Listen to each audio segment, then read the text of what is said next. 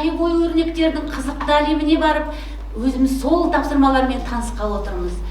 Қазақ халқының ою-өрнектері өте көп, 200-ден астам түрлері бар. Осы ою-өрнектердің сырларын ашамыз. Балалар, ол үшін сендер ынтамен тыңдап, ойымызды толық айтып, жауап берулерің керек. Кім тапсырманы дұрыс орындайды, олар өздеріне астық алып, ұпай жинайды. Дайынсыңдар ма? Иә! Онда орнымызға отырайық, балалар.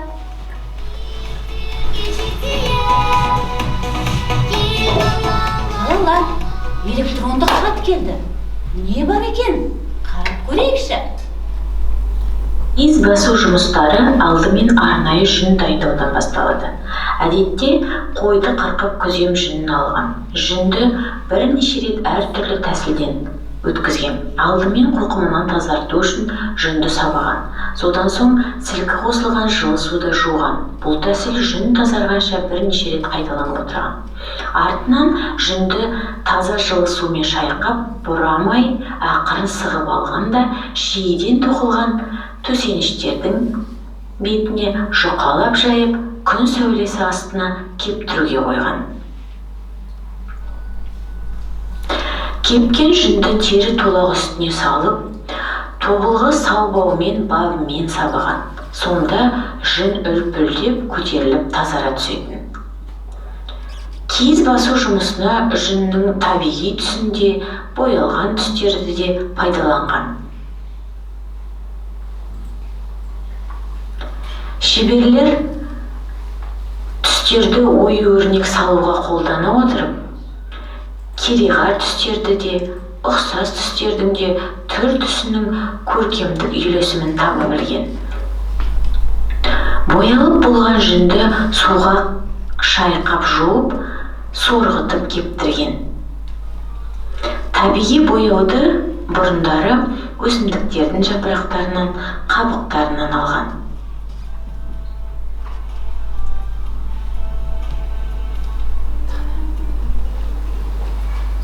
Бояудың беріктігін сақтау үшін оған тұз қосқан ыстық суды тұзбен араластырып, жүн мен оюды бір-біріне байланыстыру үшін тұзды қазанға ысытып, үстіне құйса, жүн бірігеді. Жүн мен оюды білектетіп біріктіреді. Білектеудің тағы бір пайдасы бұл киіздің бас аяғын біріктіру. Ораулы шиде тебілген текемет немесе қара киіз басу бос болады. Оны шебер әйелдердің білегі одан әрі ширатып, тығыздап пісіреді. Білекті әйелдердің қолынан шыққан текемет тығыз келеді деген сөз бар. Жалпы қазақтың қолөнерінде ырым-тыйым көп. Текеметтің төрінде тоссын, қара ала киіз бала-шағаның табанында тесілсін деген тілеу бар.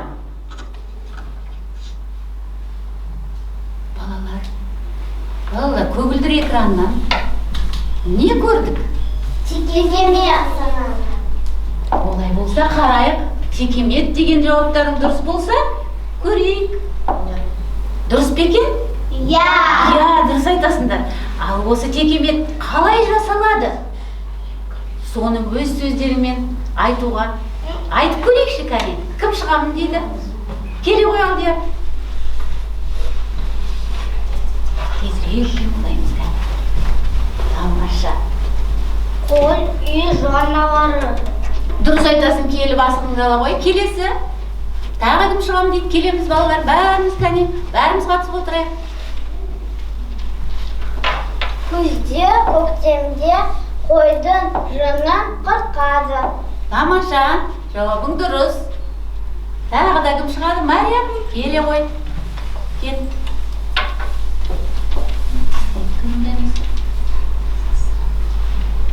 Жүнді жылы суға жуады. Тамаша, дұрыс жауабың. Асығыңды ала ғой. Мына сөйлемді кім айтпақшы? Келе ғой Ануар, кел. Шапшаң қимылдаймыз балалар. Әжелер жүнді шыбықпен Не істейді? Не істейді балалар? Сабақ тазалайды. Сабақ тазалайды. Өзі айтты келе ғой, кел, дұрыс жауабың. Тағы кім шығамын дейді? Кім шығам дейді? Келе ғой Ернар. Әркім өз асығын алып, жауапты толық жауап айтуға тырысамыз балалар. Тазашымды Не істейді? мен Ага. түрлі түсті тікеметті жасайды. Я, дұрыс айтасың балалар. Қалай толық болды? Жауап болды. Келе ғой, асығыңды ала ғой. Балалар, осы текеметті енді біз өзіміз жасаймыз. Ол үшін құрақ көрпенің үстіне отырайық балалар.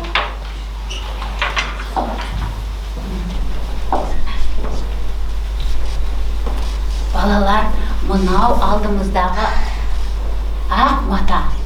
Осы ақ матаның пішіні қандай? Геометриялық пішіні қандай? Түкті бұрыш. Тік төртбұрыш. Көлемі қандай? Үлкен бе кішкентай ма? Үлкен. Көлемі қандай? Осы үлкен. Ал мен бөліктерге бөлдім. Қанша бөлік шықты? Алты түкті бұрыштан кішкентай. Қанша бөлік болды? Алты бөлік кішкентай тік төртбұрыштар пайда болды. Солай ма? Балалар, ендеше кеңістікті дұрыс бағдарлап, осы текеметті қазір әркім өзі жасауға тырысамыз. Әркім өзі сәндейді. Ол үшін текеметтің ортасынан бастап сәндеуді бастаймыз. Оң жақ жоғары бұрышы, оң жақ, сол жақ төменгі, оң жақ төменгі бұрыштары және оң жақ, сол жақ жиегі, жоғарғы, төменгі жиегін әшекейлейміз. Түсінікті ме? Иә. Кәне көрейік, өзіміз текемет жасап көрейік.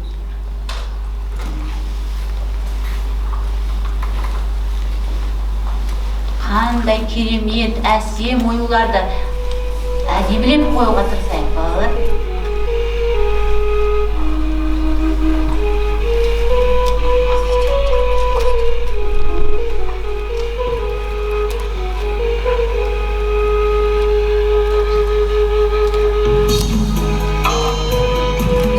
Тамаша.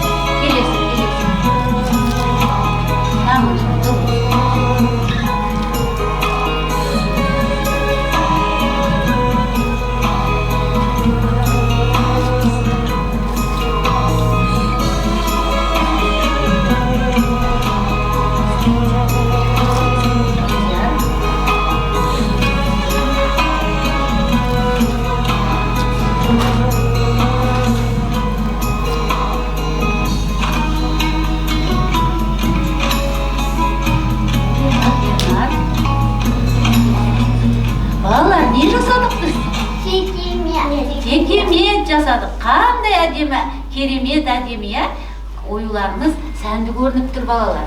Енді маған айтыңдаршы, Ануар, айтып жіберші, Ануар сенің текеметіңнің ортасында қандай өрнек? Бота көз. Толық қалай айтасың кәне? Толық жауап. Бота көз. Бота көз. Несі бар?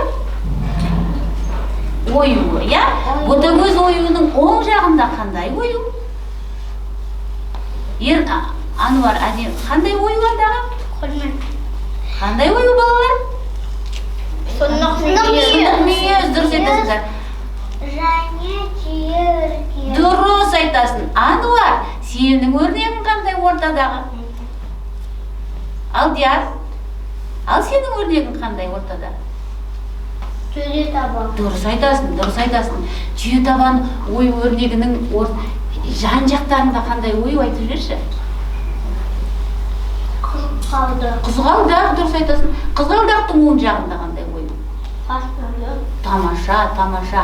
Ал Раяна, сенің текеметіңнің ортасында қандай ою? Бота көз. Бота көз. Ал бота көздің астында, төменгі жағында қандай ою тұр? Құс қанаты. Дұрыс айтасың. Балалар, естеріңде ме?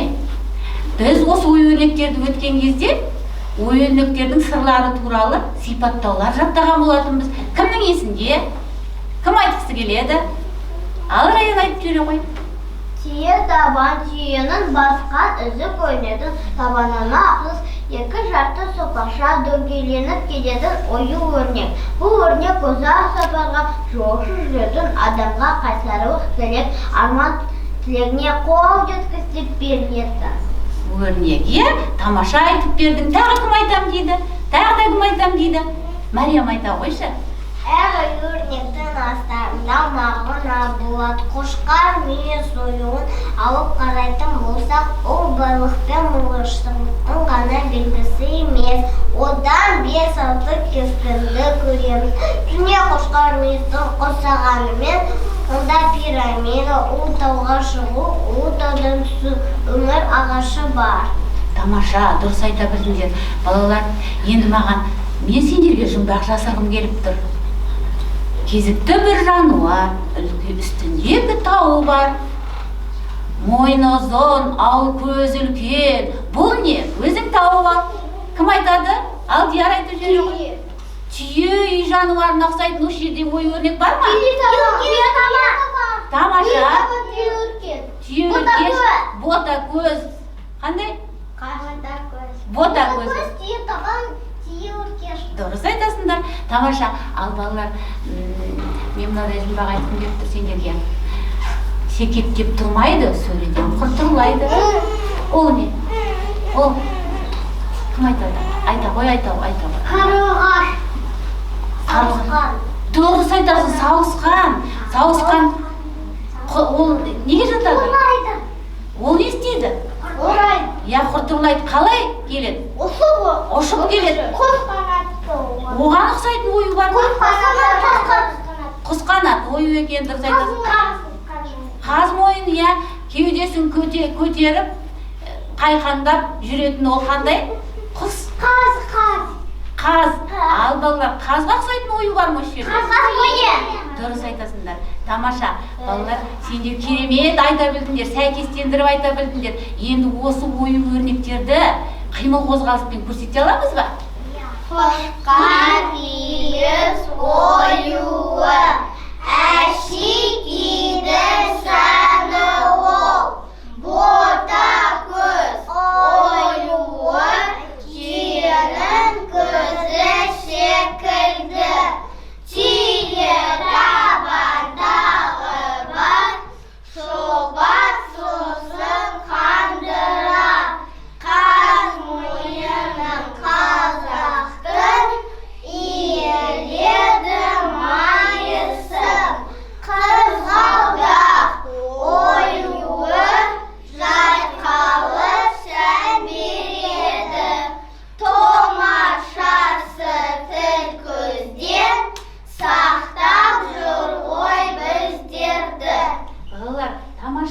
Енді біздің келесі тапсырмамыз оюлар сыйқыры деген ойын ойнаймыз. Ойнағымыз келе ме? Иә. Ол үшін қазір мен отырамыз орнымызға отыра қояйық. Асықтарыңды таратып береді апай. Балалар, тақтаға қараңдаршы. Тақтаға қарайықшы. Қазір біз осы өрнектермен ауызша есептер құрастырамыз. Ортасында үлкен құс қанаты. Не құс қанаты? Ортасында үлкен құс қанаты. Оюы бар. Дұрыс айтасыңдар. Балалар, ендеше менің сұрағыма жауап беріп көріңдерші. Мен сендерге есеп айтам. Ал тыңдайық. Мына суретте аққулар бейнеленген деп айтыңдар. Аққулар бейнеленген. Қанша аққу? 8.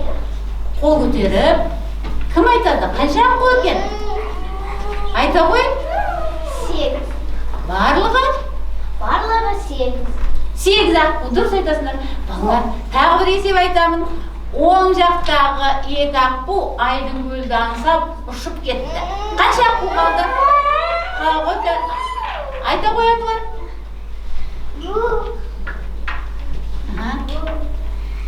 Қанша аққу қалды? Қанша аққу қалды? Кім айтады? 6 аққу қалды. Дұрыс айтасыңдар. Тамаша. Ал балалар, тағы бір есеп айтайыншы. Жоғары жақтағы аққулар оларды айдынға ұшып кетті. 4 аққу. Қанша аққу қалды? Жоғарғы аққулар, жоғары жақтағы аққулар. Қалай толық сөйлемейді? Өрнекте 4 аққу қалды. Тамаша, асығыңды ала қой. Жақсы жауап.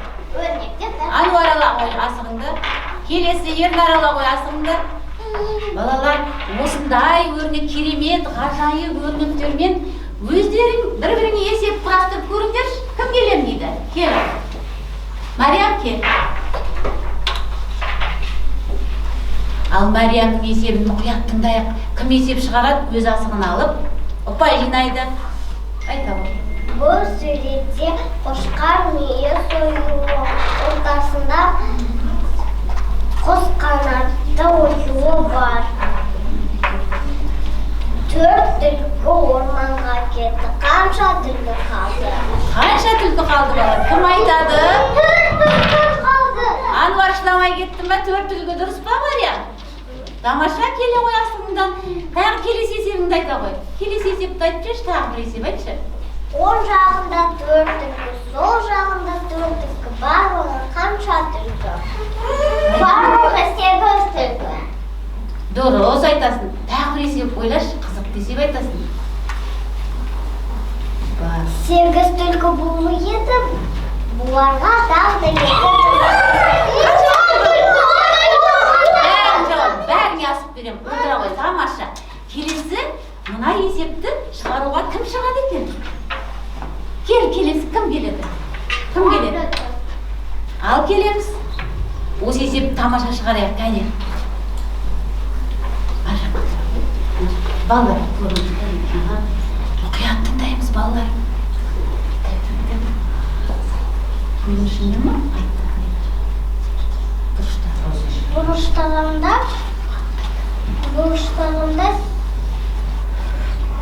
көгершіндер отырды. Ортасында қошқар мүйіз оюы бар. Дос. Ал есеп айтшы достарым. Барлығы қанша көгершін? Барлығы қанша көгершін?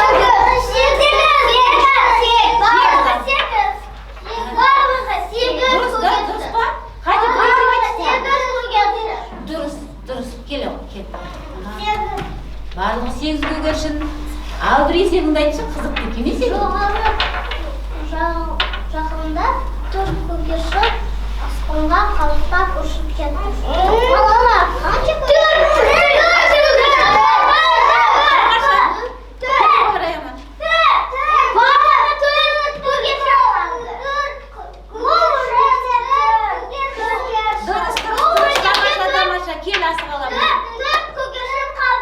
Тамаша, отыра ғой. Асықтарыңды алыңдар. Асық кім алады, ала ғой. Тезірек қимылдаймыз. Асық алады. Отыра ғой. Балалар, бізде өрнектер көп балалар. Қараңдар, бұл өрнектерді топқа барып, әрі қарай жалғастырамыз. Түсіндіңдер ме? Қараңдаршы, мынау тамаша өрнектерді топта есеп шығарамыз. Келістік пе? Балалар, бүгін керемет оқу қызметінде сендерге не үйрендіңдер сендер? Не ұнады? Маған ұнады жабыстыру. Маған текемет жасаған ұнады. Тағы не ұнады? Алдиярте? Дұрыс айтасың. Маған қойдың жүзінен текемет жасаған ұнады. Және есеп шығаруған ұнады. Маша, келесі. Маған оюлармен жабыстыру, түлкілермен текемет жасаған. Және? Қойдың жүзінен текемет жасаған. Тамаша, сиқырлы ойынады. Айта ғой, кәне. Анылар айта ғой. Жануармен, ойынлармен есеп шығару ұнады. Тағы да текемет жасаған. Дұрыс айтасың. Ал, Анылар, Енар айта ғой. Не ұнады саған? Маған ұнады текемет жасаған.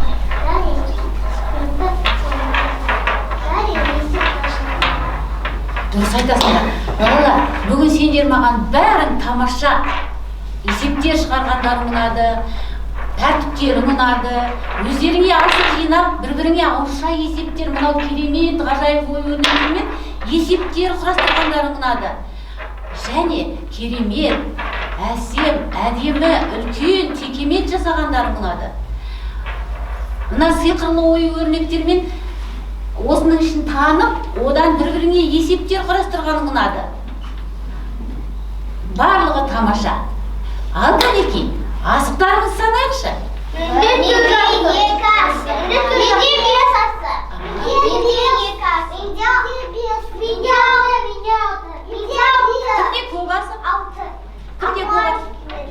Жеңімпаздар кім? Мария? Орнынан тұрыңдар. Балалар, қошеметтейікші достарымызды. Орнымыздан тұрайық. Қонақтармен қоштасайық. Сау болыңыз, құрметті қонақтар. Асығымызды алайық. Орнымызға